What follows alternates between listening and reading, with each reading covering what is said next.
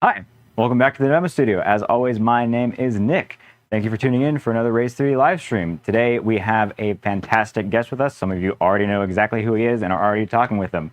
Loyal Moses is coming in live with us now.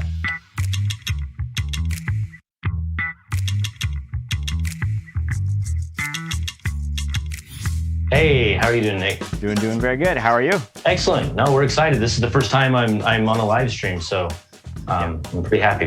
This will be fun. Yeah, really thrilled to have you. So yeah, I kind of just wanted to get, we're just gonna be here kind of talking about what you're doing, how we're working out with you for coming up, giveaway and collaborations and stuff. So if you kind of just want to give me a rundown on what you've been doing and what you've got set up.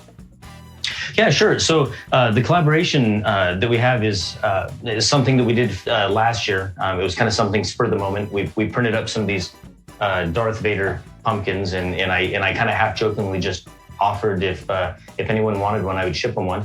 And the reception of it was incredible, and we ended up shipping hundreds of them. And then we got a contact from Raise3D that reached out that said, "Hey, we'd love to do a second wave of those."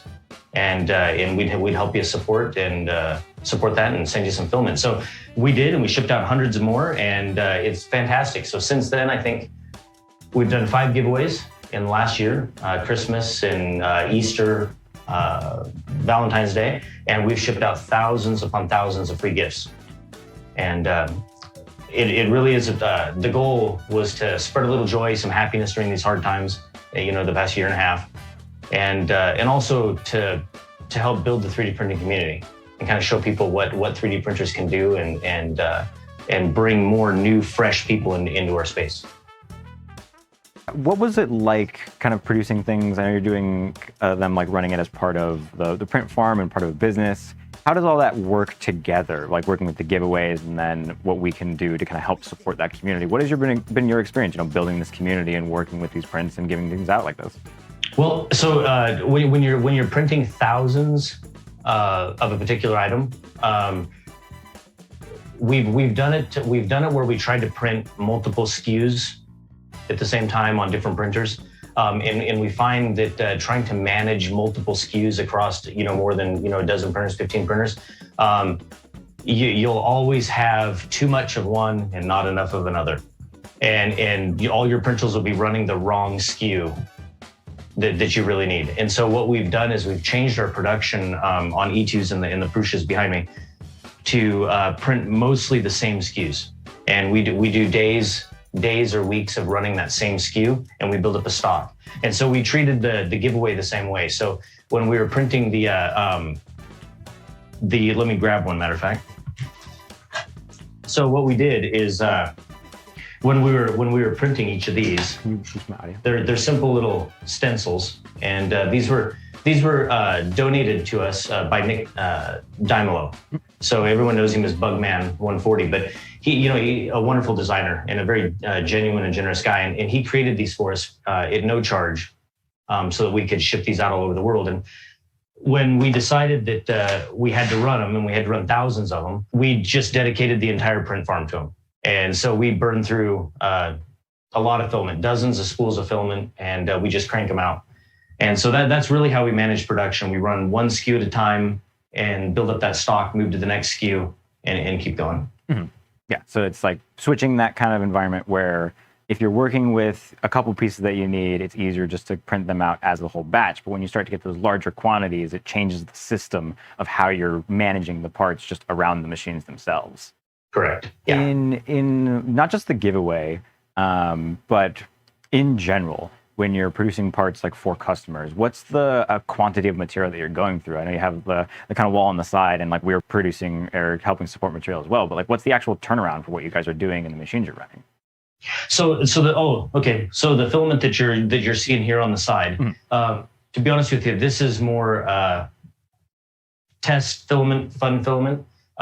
We actually have a separate office that stores the filament, and like I said, we keep about 2,000 kilograms of filament here at all times, and that ranges from a lot of ASA, PETG, and then PLA plus. For this stuff, of course, that's standard PLA, but But we use a lot of different filaments, and they have to meet some mechanical requirements that we have for functionality. And of course, we like matte filaments. So a lot of our customers prefer matte. They think of shiny as a toy, and they think of matte as professional. But so here's an example of these come off of our E2s, and this is the way they come off, and they come off in either 3s or 6s. The groups of 3 or 6. So that would mean that at any given time, this E2 is producing 6 or 12 of these at a time. And we print them on rafts, and they come out of the machine off the build plate, and we literally just peel the raft off, and that's it. And then they go into a bin, or directly into packaging.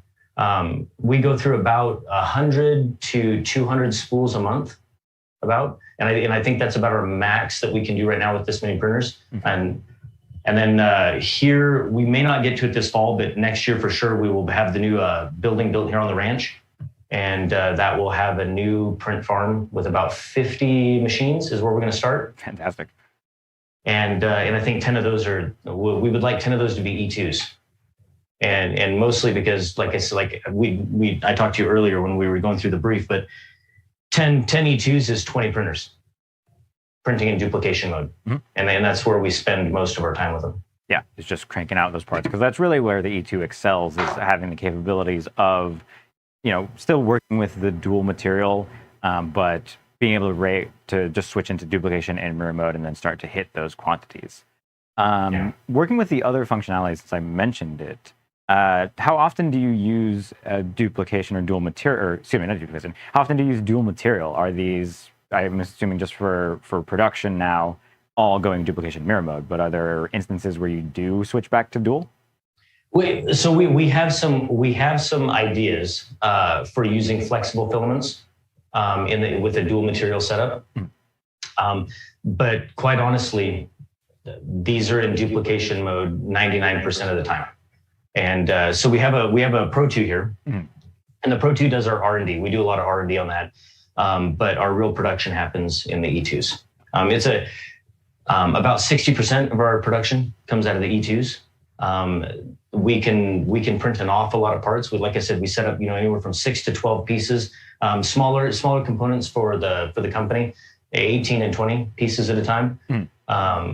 And like I said, our failure rate with E2s is so low. It's like I said, I think I can count on my hand in a 6-month time period how many failures we've had, and they just don't. And I think so. If you followed me on Twitter, if anyone follows me on Twitter, you'd seen some examples where I have these are Prusa Minis back here behind me. And they'd seen some examples when I built an auto ejection system to basically punch parts off of the build plate when they finish, and then immediately start another print without a human standing there. And one of the reasons we did that is because if anyone's manufacturing, especially micro manufacturing in mass amounts, having 12 prints on the build plate at the same time and then finding out that 4, 6, 8 hours into it they fail, it's not really the material that's the problem, it's the time. And when you're trying to maximize that time, it's frustrating. So with different failures that happen on different various printers, we ended up switching these printers to a single piece, where they print one piece at a time and eject it. And if there's a failure, it's minimal. But we don't have to do that with the E2s. Their reliability is right up there at the top. Yeah. So even, you said the amount of failures is just count on one hand, since you've been running these machines essentially constantly duplication in mirror mode. There was one instance that you did tell me about earlier that required a little bit more than just restarting the print. Can you go more into that? Yeah. So these have an incredible flex plate system, and it's awful convenient. The adhesion, bed adhesion on this build tack is fantastic. And you slide it out of the printer, give it a flex, parts pop off. The interface is up here is beautiful and quick to restart prints. And what happened is I ended up in a hurry, pulled that flex plate out, popped the parts off, was distracted, reached over, told it to continue printing, go right to the next print in the cloud, and I walked out. And so I came in 12 hours later. So we print basically on 12-hour cycles, so that we come out to the printers at a regular time. And 12 hours later, I came out and I had blown out the left hot end. And it had basically consumed an awful lot of filament, and it looked like the blob.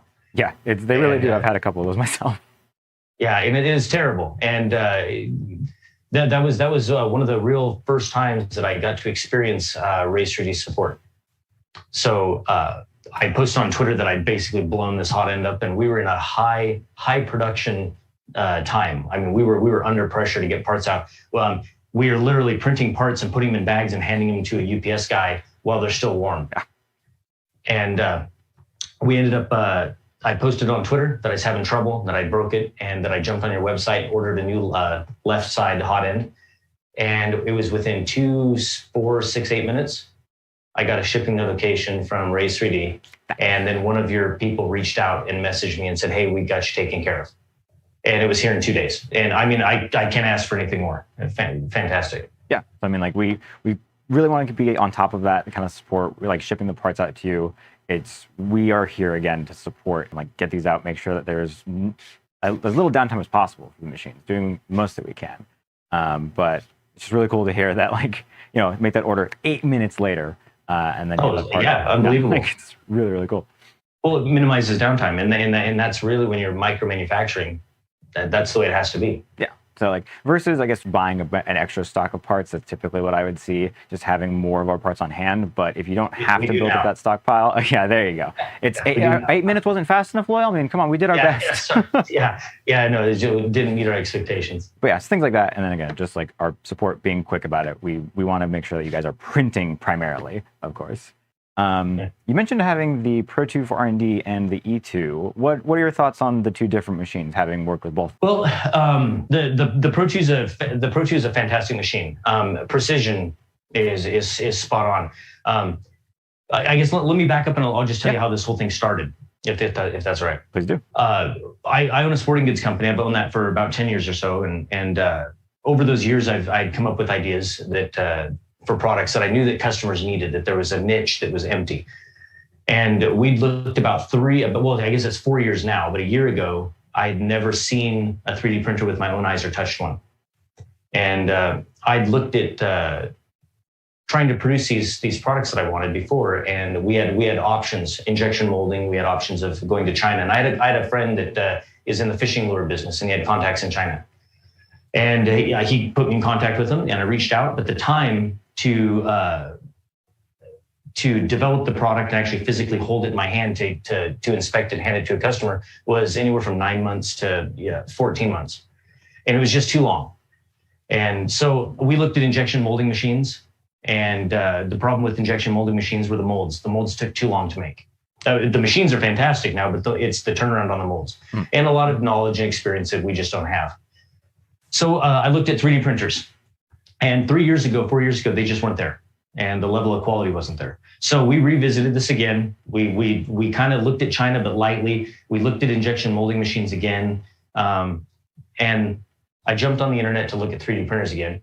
And I went to YouTube and punched it in, and literally, I think one of the first video that showed up was from a guy that most people are familiar with. He calls himself the 3D printing nerd, Joel Telling. Familiar. Are you familiar with him? Oh my God, yeah. I think Joel is here. Oh, is he? Oh, yeah. Well, wonderful. Hey, hello, Joel. Yeah, awesome. So what happened is I ended up seeing this review of the E2, and I watched it 4 times, 5 times, six times, and I was blown away. I was blown away at the quality that it was producing.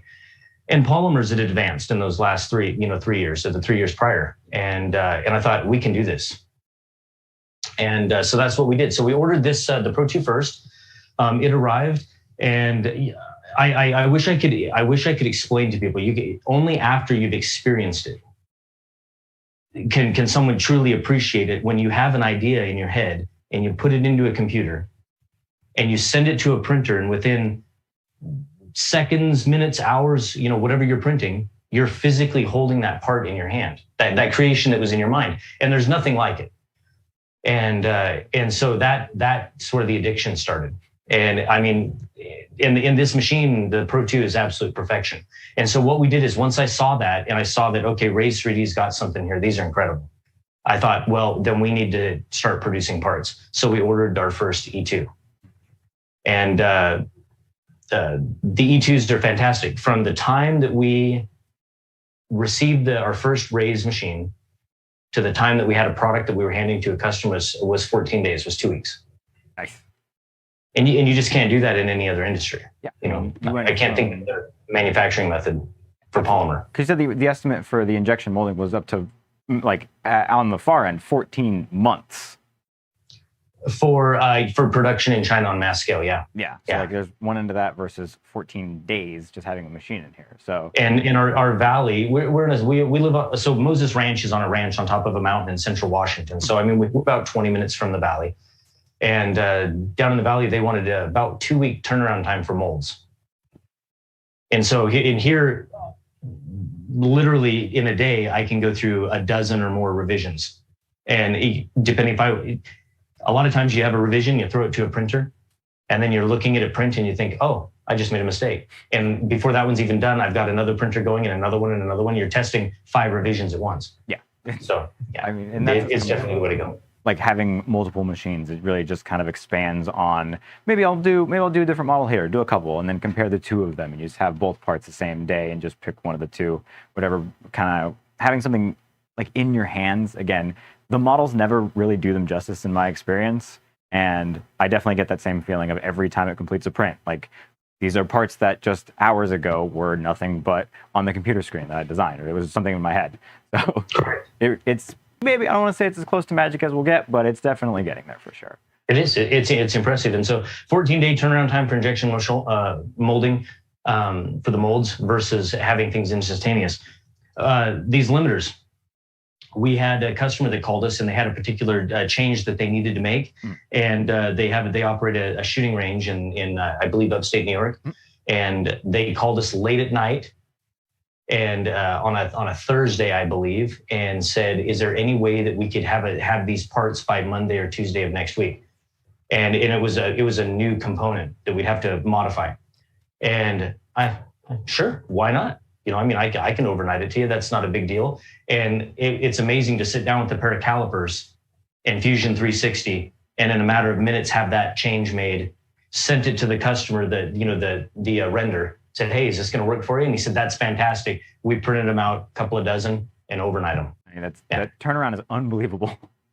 It is, really. Yeah, that's fantastic.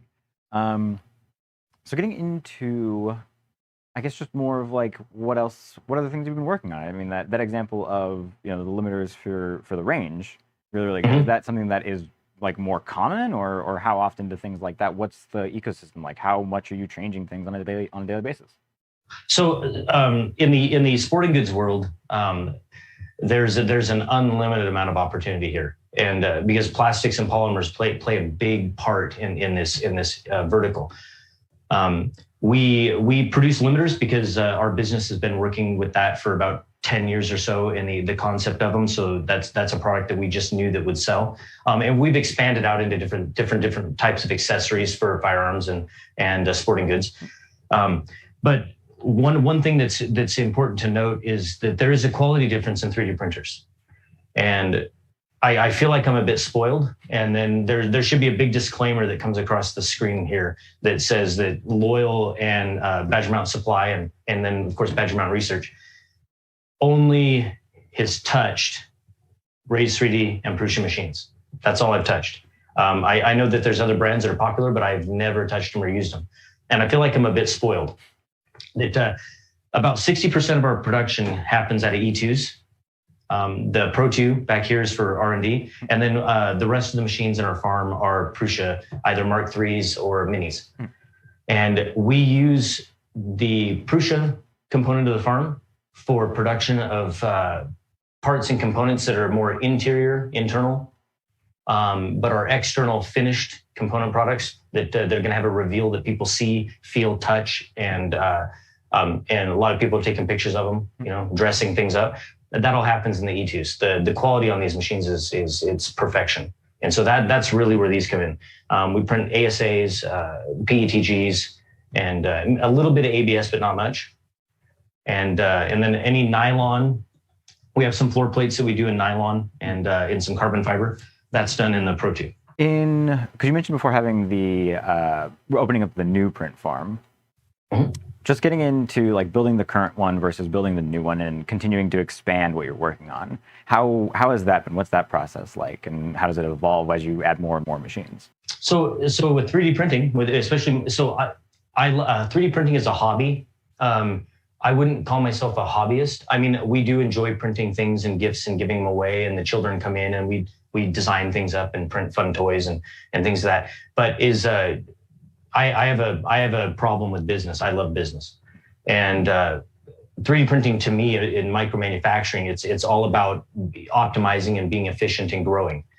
So we need, in 3D printing, in order to manufacture, you need more printers in parallel, running in parallel. And so building out a farm and increasing the number of printers is going to increase the number of products that we can put out per day, per hour.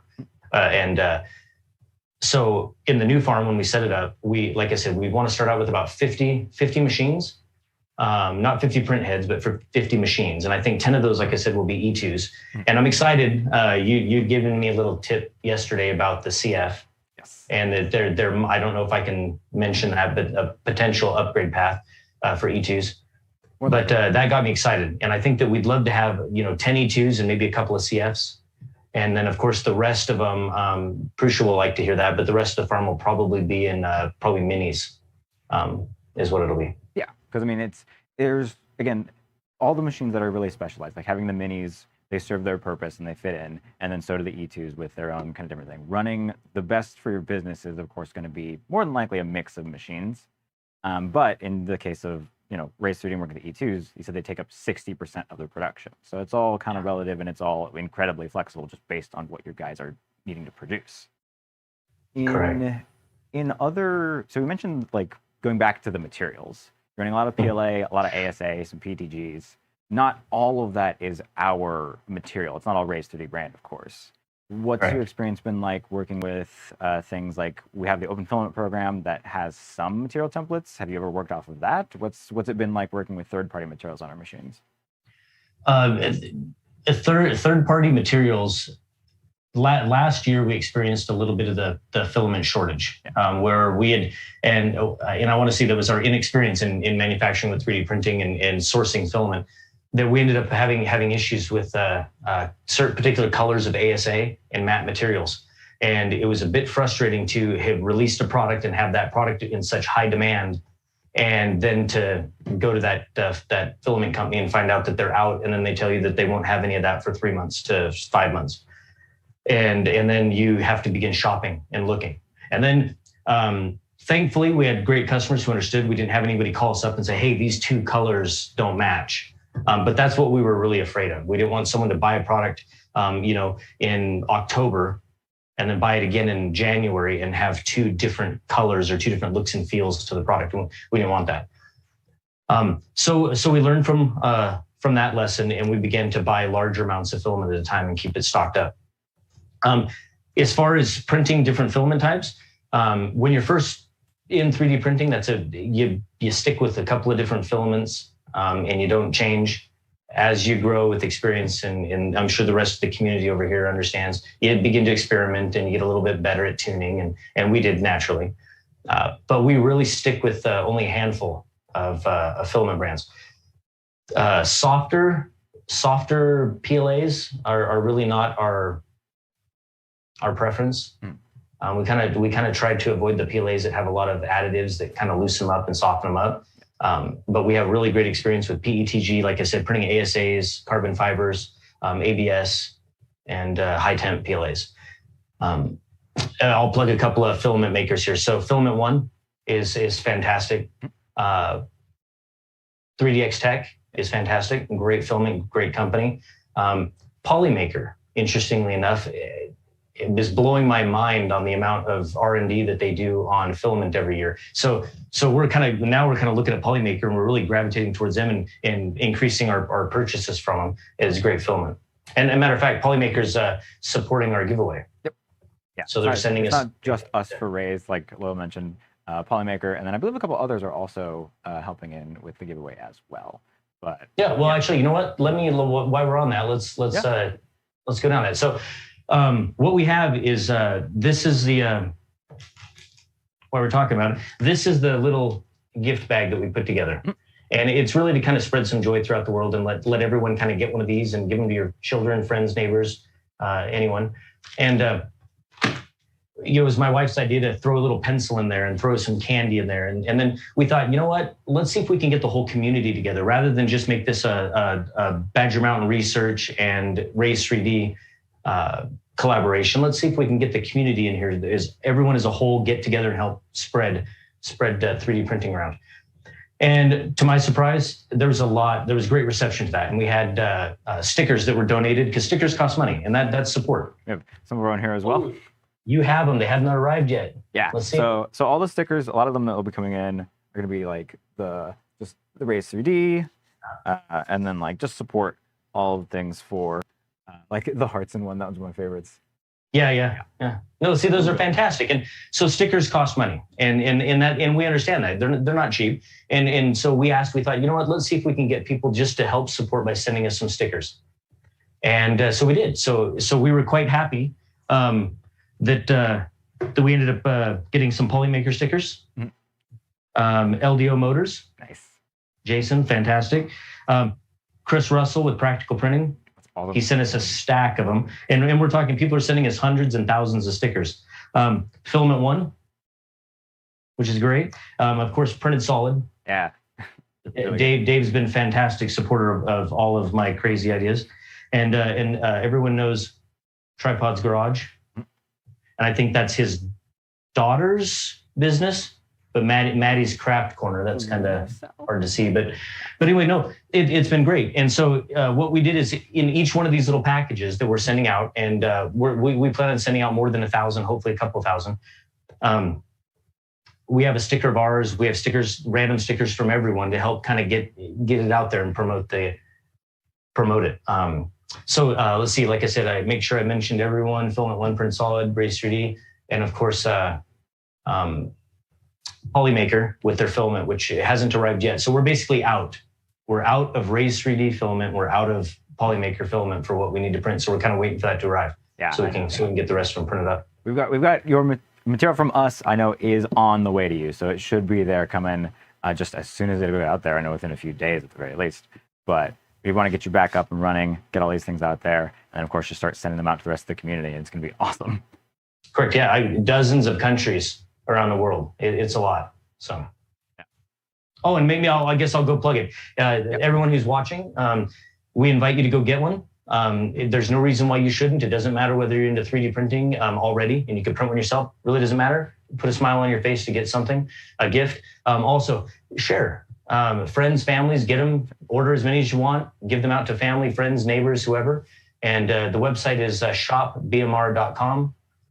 And you'll be able to go there. And in a matter of fact, this year we even brought up or created an opportunity for people to help support. So last year we didn't. And we got a lot of people that said, hey, I really don't want to get anything from you, but I would like to help contribute. So we created that, and we appreciate all the support. But yeah, go get one, shopbmr.com, and also share that. Let other people get some 3D printing, joy in their hand. I mean, and again, the more that we get for this, we look forward to continuing to doing things like this, just bring the community together, getting things out, shipping things around the world. It's awesome to be a part of it. And so we're going to go ahead and we will hopefully talk to you later. But it's been fantastic having everyone on the stream viewing. And again, thank you very much, Loyal, for joining us. It's been awesome having you on today. I appreciate it. I was honored. Thank you. Of course, yeah. All right. Well, thank you very much, everyone, for joining us. And we will see you in the next stream.